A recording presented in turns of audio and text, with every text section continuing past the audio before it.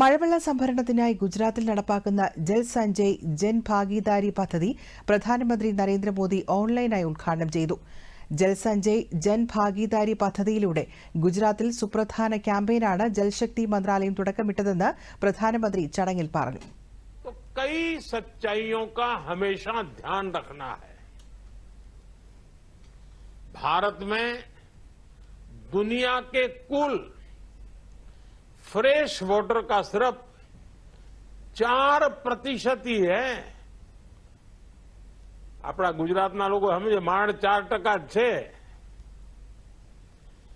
कितनी ही विशाल नदियां भारत में हैं, लेकिन हमारे एक बड़े भूभाग को पानी की कमी से जूझना पड़ रहा है. പദ്ധതിയുടെ ഭാഗമായി ഗുജറാത്തിലുടനീളം ഏകദേശം 24,800 മഴവെള്ള സംഭരണികൾ നിർമ്മിക്കും. ദീർഘകാല ജലസുസ്ഥിരത ഉറപ്പാക്കിയാണ് പദ്ധതിയുടെ ലക്ഷ്യം. ഗുജറാത്ത് സർക്കാരും ജൽശക്തി മന്ത്രാലയവും സംയുക്തമായാണ് സംരംഭം നടപ്പാക്കുന്നത്. ജനകീയ പങ്കാളിത്തത്തോടെയുള്ള ഗുജറാത്തിലെ മഴവെള്ള സംഭരണ പദ്ധതികൾ രാജ്യത്തിനു തന്നെ മാതൃകയായി ചൂണ്ടിക്കാണിക്കപ്പെടുന്നു.